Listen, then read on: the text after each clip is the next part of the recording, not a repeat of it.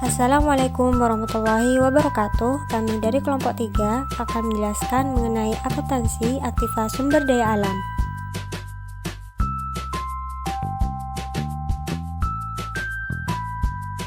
Kira-kira ada yang tahu gak nih mengenai akuntansi aktiva sumber daya alam? Jika belum, simak terus video pembelajaran ini ya. Perlu diketahui bahwa pada dasarnya tidak semua perusahaan memiliki aset yang dapat diperbaharui saat nilai ekonomisnya sudah habis. Nah, aset ini merupakan sumber daya alam yang digolongkan pada aktiva tetap. Bagaimana nih? Apakah sudah ada gambaran terkait penjelasan tadi? Jadi, sumber daya alam merupakan aktiva tetap yang seringkali disebut dengan aktiva yang dapat habis. Misalnya, minyak bumi, kayu hutan, dan yang terakhir adalah batu bara. Karakteristik aktiva sumber daya alam. Aktiva sumber daya alam atau wasting asset adalah aktiva yang memiliki karakteristik. Yang pertama, habis digunakan melalui penambangan. Yang kedua, tidak dapat diganti kecuali kayu. Yang ketiga, penggantian sumber daya alam berlangsung secara ilmiah.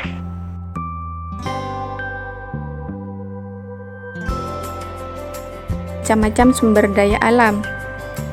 Sumber daya alam yang tidak dapat diperbaharui di sini adalah sumber daya alam yang jika persediaannya itu habis sangat sulit, bahkan tidak mungkin tersedia lagi. Sebab apa? Sebab di sini membutuhkan waktu yang lama, bisa ribuan bahkan jutaan tahun. Itu pun jika kondisi lingkungan tersebut memungkinkan. Contohnya ya, seperti biji besi, minyak, gas alam, batu bara, dan kayu. Adapun selanjutnya yaitu sumber daya alam yang dapat diperbarui. Sumber daya alam yang dapat diperbarui di sini adalah jenis sumber daya alam yang jika persediaannya itu habis dalam waktu tidak terlalu lama dan relatif mudah dapat tersedia kembali melalui reproduksi atau pengembangbiakan. Contohnya ya seperti tumbuhan hasil perkebunan, kehutanan, dan peternakan. Penilaian dan penyusutan aktiva tetap sumber daya alam. Penilaian adalah harga perolehan aset tetap sumber daya alam yang tidak dapat diperbaharui, dihitung mulai dari eksplorasi sampai dengan eksploitasi. Pencatatan dan penilaian sumber daya alam terdiri dari dua prinsip, yaitu yang pertama ada prinsip harga pokok. Prinsip harga pokok ini berarti pada saat perolehan sumber daya alam harus dinilai dan dicatat sebesar harga pokok. Pada dasarnya, harga pokok sumber daya alam meliputi semua pengorbanan sumber ekonomi yang terjadi dalam rangka perolehan sumber alam sampai berada pada kondisi siap dieksploitasi. Harga pokok sumber alam terdiri atas 3 elemen, yaitu yang pertama ada harga beli, semua pengorbanan ekonomi yang terjadi dalam hubungannya dengan perolehan hak untuk mencari dan menemukan sumber daya alam. Yang kedua ada biaya eksplorasi, semua pengorbanan ekonomi yang terjadi dalam hubungannya dengan usaha untuk mencari, meneliti, dan menemukan barang tambang pada daerah tertentu. Yang ketiga, biaya pengembangan non-fisik. Semua pengorbanan ekonomi yang terjadi dalam hubungannya dengan usaha untuk mengembangkan sumber alam yang sudah ditemukan. Prinsip yang kedua yaitu prinsip mempertemukan atau cost and matching principles. Adalah prinsip akuntansi bahwa pengeluaran harus diakui ketika pendapatan yang terkait diakui. Prinsip ini berguna untuk menentukan besarnya penghasilan bersih setiap periode.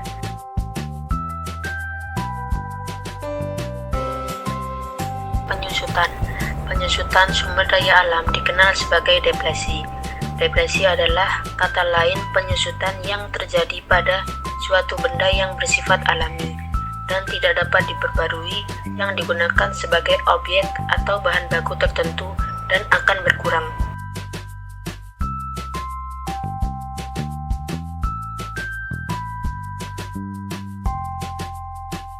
Faktor-faktor perhitungan deflasi. Pertama, biaya akuisisi. Biaya akuisisi adalah harga yang dibayarkan guna memperoleh hak properti untuk mencari dan menemukan sumber daya alam yang belum ditemukan, atau harga yang harus dibayar untuk sumber daya yang telah ditemukan. 2. Biaya eksplorasi. Biaya eksplorasi seringkali diperlukan untuk menemukan sumber daya alam. Yang ketiga adalah biaya pengembangan. Biaya yang dikeluarkan ketika mengambil atau mengeksploitasi sumber daya alam. Perusahaan membagi biaya pengembangan development cost menjadi dua bagian.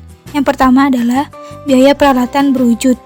Peralatan berwujud termasuk semua transportasi dan peralatan berat lainnya yang diperlukan untuk menambang sumber daya serta menyiapkannya untuk pasar. Kedua, biaya pengembangan tidak berwujud.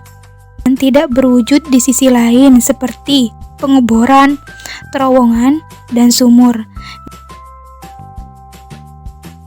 Poin yang keempat adalah biaya restorasi. Biaya restorasi ini adalah biaya yang dikeluarkan perusahaan untuk memperbaiki kembali wilayah ke keadaan semula. Hal-hal yang harus diperhatikan dalam perhitungan deflasi. Ada 3 hal yang harus diperhatikan dalam menghitung nilai deflasi, yaitu yang pertama, harga perolehan aktiva. Yang kedua, taksiran nilai sisa apabila sumber alam sudah selesai dieksploitasi. Dan yang terakhir, taksiran hasil yang secara ekonomis dapat dieksploitasi. Tujuan perhitungan deflasi. Ada beberapa tujuan dari perhitungan deflasi, yaitu yang pertama, untuk bisa mengetahui seluruh stok sumber daya setelah dimanfaatkan ataupun karena kerusakan. Tujuan yang kedua, yaitu memaksimalkan pemanfaatan sumber daya. Dan yang terakhir, mencegah dan juga mengurangi kelangkaan sumber daya. Metode penyusutan aset tetap sumber daya alam. Untuk menghitung penyusutan aset tetap sumber daya alam harus menggunakan Productive Output Method dengan formula yaitu tarif deflasi sama dengan dalam kurung harga perolehan dikurangi nilai residu dibagi jumlah total produk yang dihasilkan. Kemudian setelah ditemukan, maka mencari beban deflasi sama dengan jumlah satuan produk yang dihasilkan dikali tarif penyusutan produk.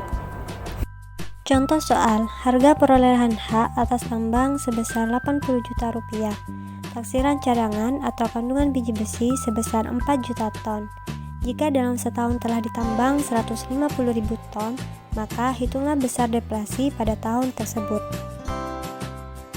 Selanjutnya, untuk mengerjakan soal tersebut, maka kita harus menganalisis nilai apa saja yang sudah diketahui dalam soal tersebut.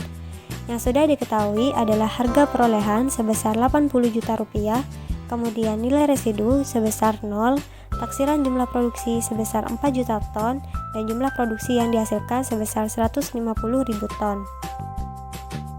Langkah selanjutnya yaitu memasukkan nilai-nilai yang sudah diketahui ke dalam rumus tarif deflasi dan beban deflasi. Tarif deflasi sama dengan 80 juta rupiah dibagi 4 juta ton, menghasilkan 20.000 ton rupiah. Kemudian beban deflasi sama dengan tarif penyusutan dikali jumlah unit produk, yaitu 20.000 rupiah dikali 150.000 ton, menghasilkan 3 juta rupiah. Sehingga ayat jurnal yang perlu dicatat dalam akuntansi adalah beban deflasi biji besi pada akumulasi deflasi biji besi sebesar 3 juta rupiah, di mana beban deflasi biji besi berada pada posisi debit dan akumulasi deflasi biji besi pada posisi kredit. Terima kasih sudah menonton ya. Wassalamualaikum warahmatullahi wabarakatuh.